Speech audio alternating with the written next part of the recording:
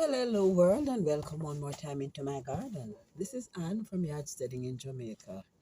All right, so this evening I'm in project mode, and I'll tell you why. As the weather temperature changes, now it's getting very hot. So you water the gardens in the morning, and the intensity of the sun when you come home in the afternoon or in the evening from work, everything look like you never did add a single bit of water to it. So I had created individual, what do you call it now, drip irrigation system in my garden using pet bottles, and I bought the drip nipples to screw on.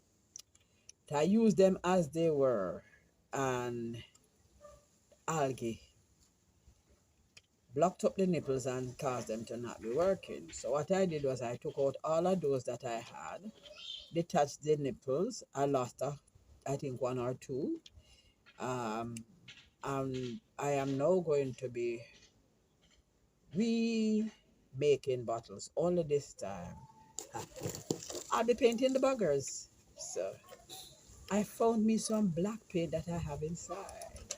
Don't know if it will hold, but I'm going to try. So the darker the bottles are, is the less likelihood of them becoming affected by algae growth. So that's what the project for today.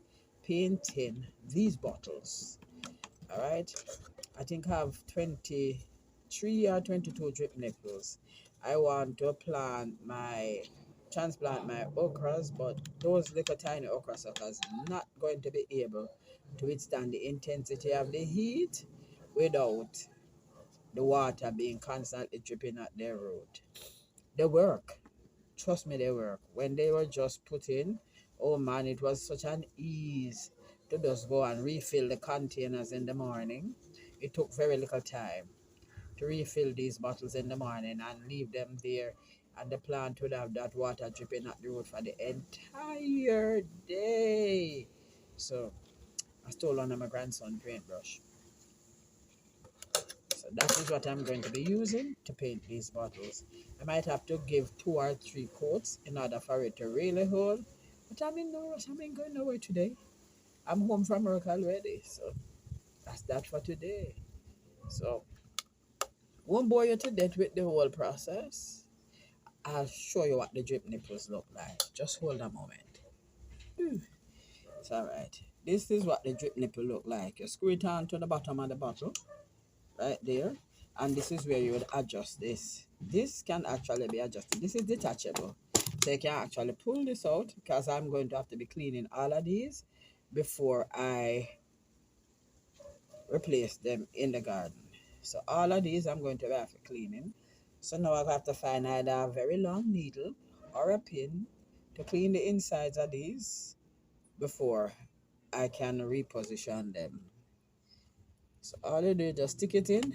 This end piece allows you to adjust how fast or how slow you want the water to drip.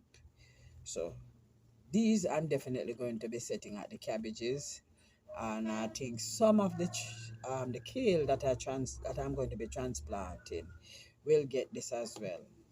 All right, so I learned a little strategy about keeping those butterflies that lay the eggs on your cabbages. I think I'm calling them cabbage moth butterflies or some cabbage moth flies or some such story.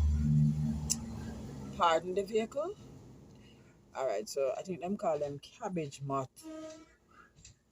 Some moth, some butterflies. So what I'm going to be doing is, once I make the transplants, and this is one of the reasons for putting in these drip bottles as well, I am going to be covering over my brassicas. So the kales will be covered and the cabbages will be covered. So here comes Tool again. Tool to the rescue. So I can actually water through the tool, and that will not affect the plants at the bottom. They will be properly watered because it's porous fabric.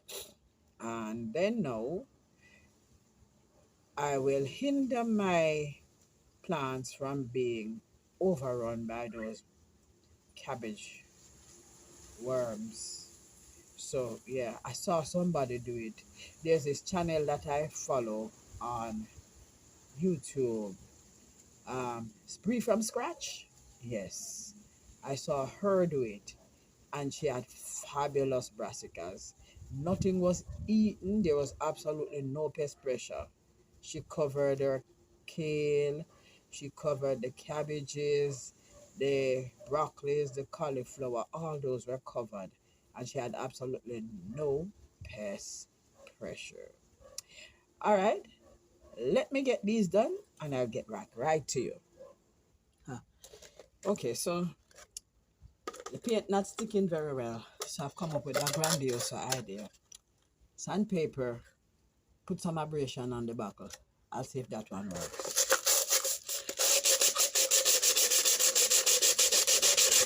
I'll go see if it gonna work with this now.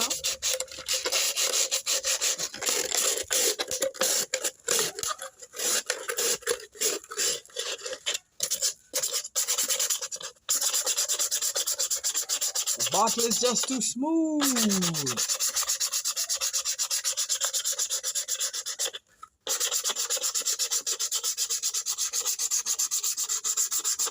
Alright, so yeah, you might be curious as to how I figured this out. There was a time when I actively earned my bread as a painter. Oh yes. I painted for a living for about 3 or so years. Maybe a bit more than that. I've worn many hats. I have worn many hats. So I'm going to be trying this. If this one works, then haha, I should do it over with this much quicker than I thought I would. The first one is painted enough, but I'm going to have to go over that. I don't like this one thing too long. So here I am.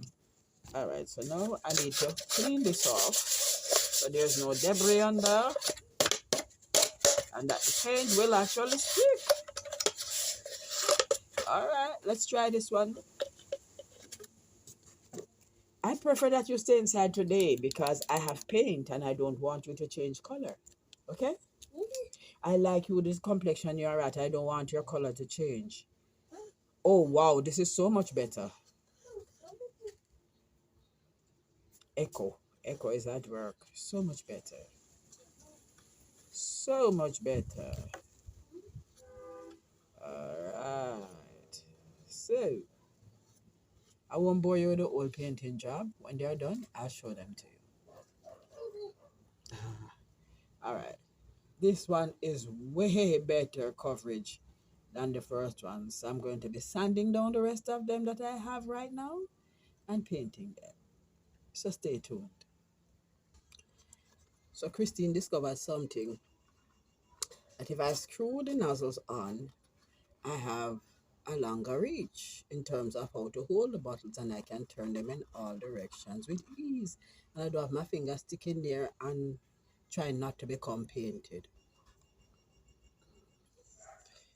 So I also discovered that the members club, I saw it name, something like that. This bottle, the top of this bottle is wider than the top of the spigots or the drip, whatever they call it now, the irrigation flute. Ha! Big word.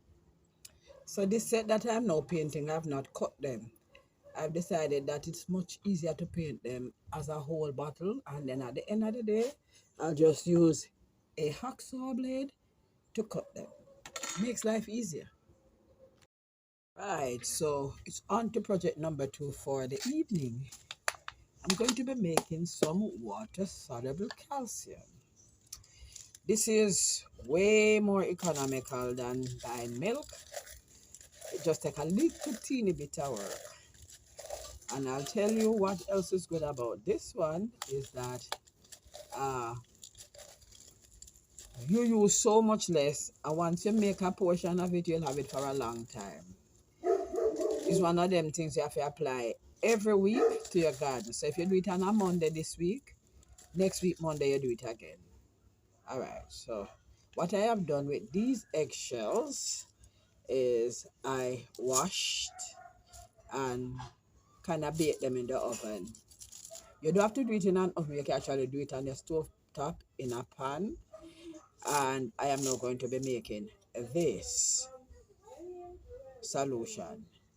All right, so I'm going to be measuring the eggshell first because it's the same container I'm going to use to measure the vinegar. So it's two products that makes it up.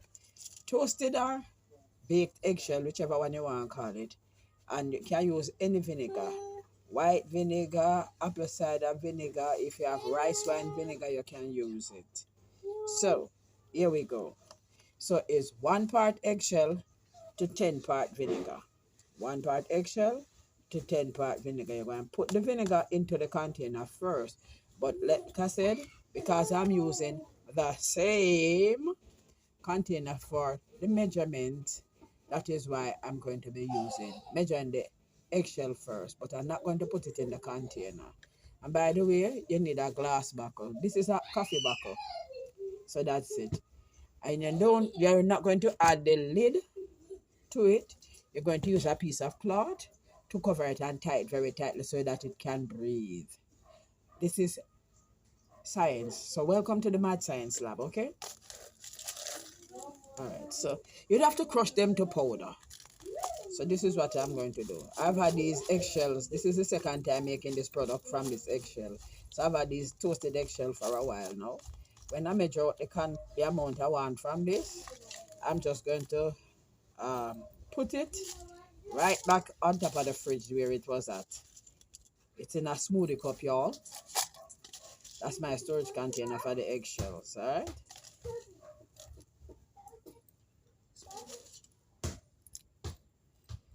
All right, so this would be it's a shot glass.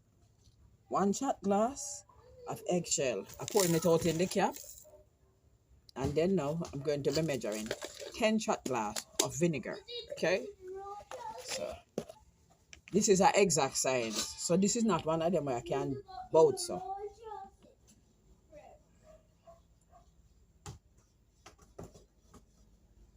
All right, so that is 1 into the jug. Oops, that is 2. Don't spill the thing, girl. This is 3. If I need to bring another bottle of vinegar. That is 3. This is, ooh la la, 4. That's 5. This is 6. Oh yeah, 6. All right, just hold a moment. Let me get the rest of the vinegar. All right, so we're at 6, 7. So I have 3 more to go. 8. 2 more. 9. 1 more, that will make 10.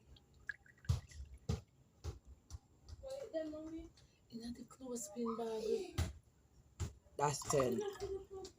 All right, so that's the 10. So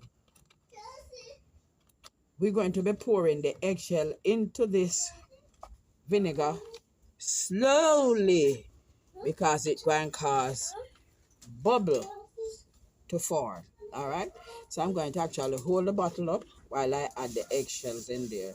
If we dump it in there quickly, what will happen is that it will actually turn. Why should I say turn? Not turn, but actually, you notice the bubbles going up in the bottle? I wish it was daytime so you could have had a better view. Some will remain on the top. It will eventually sink down to the bottom, but I'm not going to add it any quicker than that. It can erupt like a little mini volcano because what the eggshells are doing is to release carbon dioxide when they make contact with the vinegar, okay?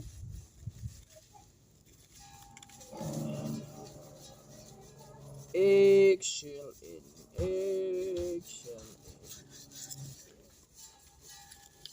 All right. You notice the movement? I'm sure you can see it. All right.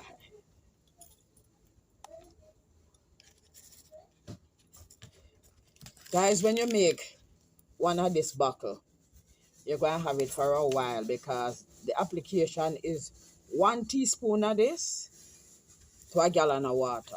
And you use it as either foliar spray or as a soil drench. So you'd pour it right at the root of the plant.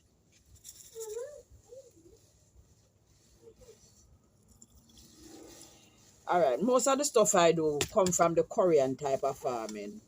Because in Jamaica, we like fertilizer, the synthetic type, and we like to use um, insecticides and pesticides, which really not helpful to you and I. It does absolutely nothing for the soil but to put contaminants in there.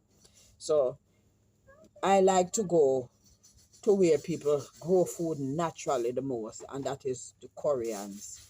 So this comes from the Korean natural farming, and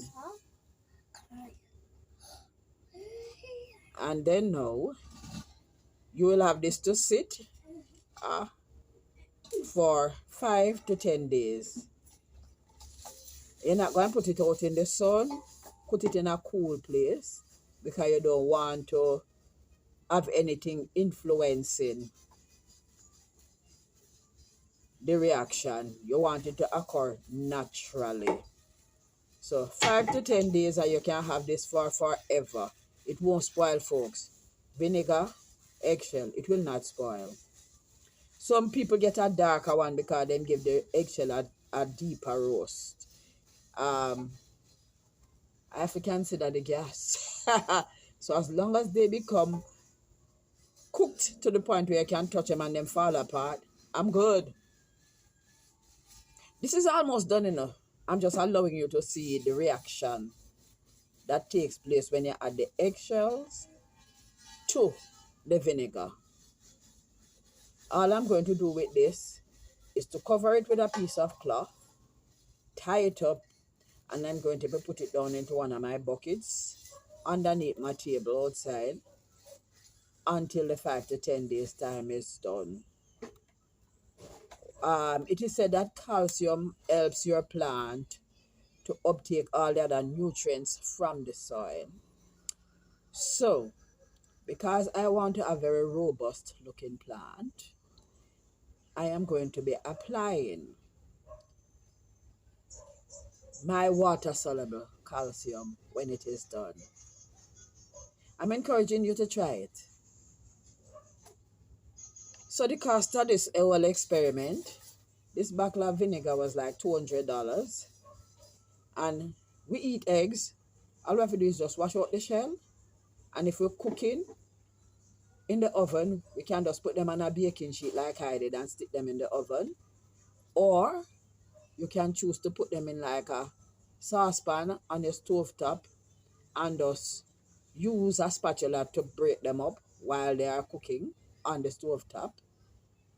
When you do it on the stove top, you tend to get a deeper roast than when you do it in the oven. All right?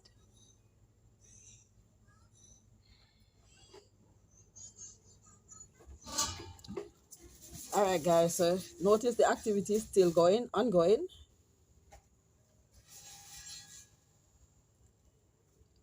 And if you could see at the top where there is all of that up the top is bubbles. And this bubbling activity should continue for anywhere between 5 to 10 days. Once the activity stops and the bubbles have died down, your water soluble calcium would be considered done. So this is a piece of cotton fabric that I'm going to be using to cover, and I'm going to be using a piece of elastic band to tie it so that it remains snug. All right, so once I do that, I'll show you what it looks like.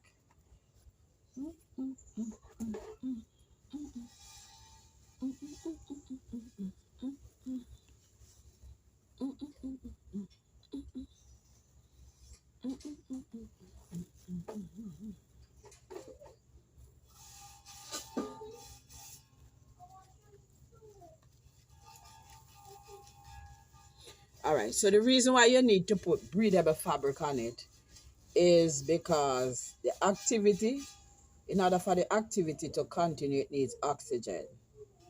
So this is what it would you'd have looking like at the end of the process. Now, when the process is completed, before you can use this, what you'd have to do is to strain it. You have to get something that is extremely fine so that you take out all the particles. Because if you're going to use it as a foliar spray and it have particles in there, it's going to block up the nozzle of your sprayer.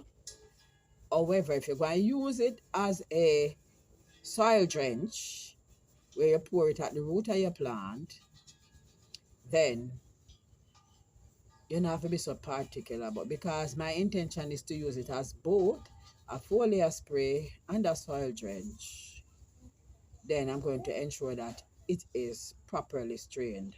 Just imagine, guys, in order to drench your soil, if you're going to use a 5-gallon bucket of water, all you need is 5 teaspoons of this product in that 5 gallons of water to act as a calcium feed for your plant. Just imagine that. Even if you're using 10 gallons of water, all you need is 10 teaspoons. This is what you call economical. You're going to get bang for your buck. So if you spend $200 and buy a bottle of vinegar, a liter of vinegar, and it never use an entire liter, it use what would that be about a half of it. So you use $100 worth of vinegar to make a coffee bottle worth. It going to pay for itself at the end of the day. You're going to have better plants in the garden, and of course, your fruits will love you. Until we meet again on this channel, I'm reminding you that if you have not yet subscribed, please subscribe. Like the video, share the video, and leave a comment in the comment section. Have a blessed night. Jah guide.